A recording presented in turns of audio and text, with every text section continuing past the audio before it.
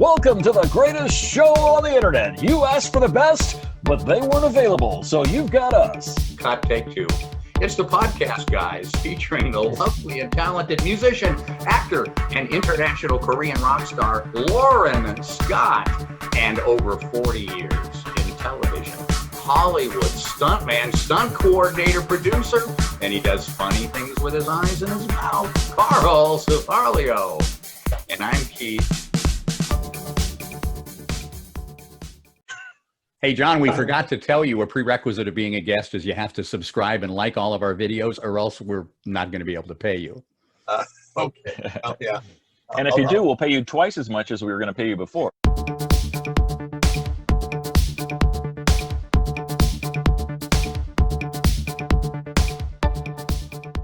Ladies and gentlemen, boys and girls, we have a very special guest with us today. Has been a newspaper columnist for a number of years, a radio broadcaster, worked in Senator Jeff Stone's office, and my old radio show partner, John Hunneman. Meet Carl Cifarlio and Loren Scott. Carl, Loren I've known, but Carl, nice to meet you. And, But it's been a long time. well, it was 30 years ago we started working at KRTM radio. Right, I was about on 30 in years. 92. I was on there, I think it was. So yeah, it's I been was on in 90, 28 Good. years. Wow. doing the morning show with a variety of partners, but Keith was always my favorite.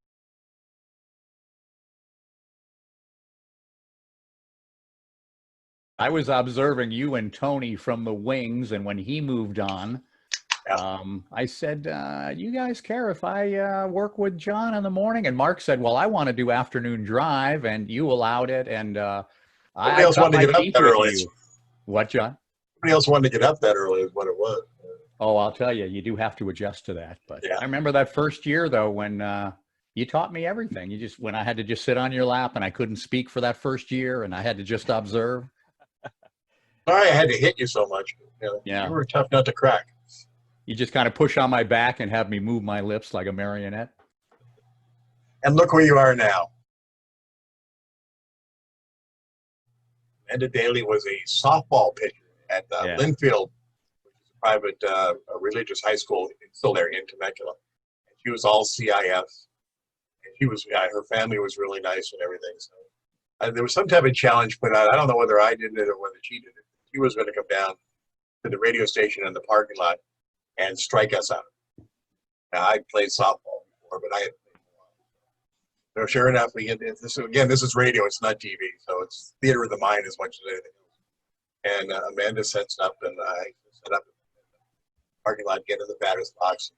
He throws one or two by me, and the next pitch comes in as fast as she can throw, and that ball is still in orbit somewhere.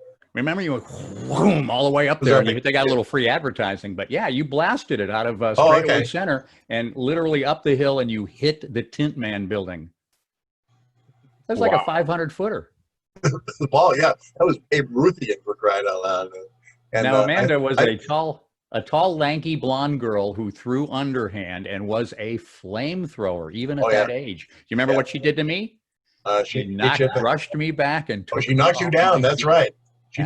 She took my home run out on you, which was fine with me. Oh, that's right. I was the next guy up. Yeah. It was local. We would go over to there was a liquor store across the parking lot that opened at 6, so we'd do a live remote from the liquor store, walk over there and get our coffee. I'm his partner. It's New Year's Eve. We're working.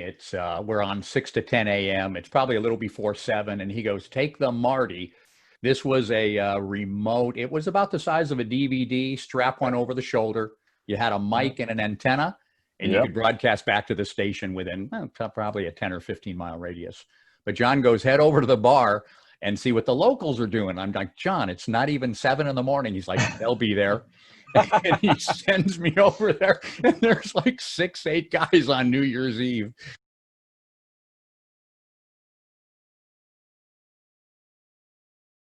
We were nothing if we were not public servants, and I think our greatest public service event was on a New Year's Eve, and we wanted to get across to the public the dangers of drinking. Yes. Or and driving. People get hurt and killed. So Thinking is Ron not dangerous. Roberts from the Highway Patrol joined us, and what happened? We had Sergeant Ron Roberts come in the studio in uniform, and I brought in a bottle of Big Goose vodka, and we put it there at 6 o'clock in the morning. We started taking shots, and Ron would give us a breathalyzer. Yeah, about every 20 minutes or so. So we're on the air, and it's like 7:20, and I'm passed out on the couch in the other room. So we made our point, and Keith and I were talking before, and it's like, this sounds like a great idea until 10 o'clock in the morning, and you're hungover. And you know, you gotta get up with the rest of your day. You get up with the rest of your day. Well, the way it went was our first break's at 6:10, so we introduced Ron Roberts. Here's what we're doing. We got a little shot right like that. Okay. Blowing the thing like that. All right. Billy Joel, Elton John, Whitney Houston. Be back after this, right? Around 8:20. Can I have another? Ooh, Happy New Year, like that. Billy Houston and Who Gives a Shit coming up after, and you know, by 10 a.m. done and go, Who gives a shit? I can't drive home. Are we out, boys? Yeah, I think it's just us three now. If you guys have anything, I have to pee again. I do too. Okay, love you. Talk to you soon. Keep up the good work. Good call, guys. All right. Bye-bye.